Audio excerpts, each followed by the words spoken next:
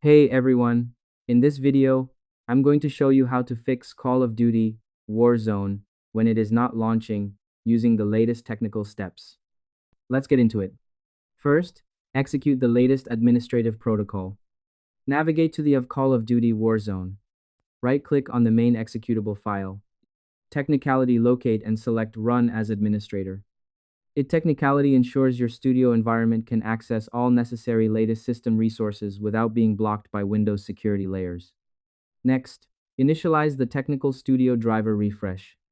Access your GPU management software and check for the latest graphics drivers.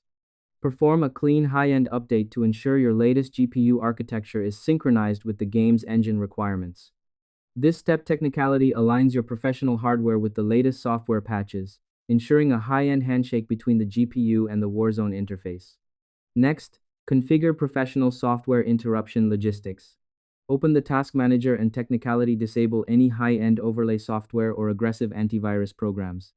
Specifically, target any non-essential studio background tasks that might technicality hook into the game's process during the latest initialization. It clears the path for the latest Warzone build to claim the necessary CPU and RAM, maintaining a high-end launch sequence. And that's it. I hope this helped you out and I see you in the next one.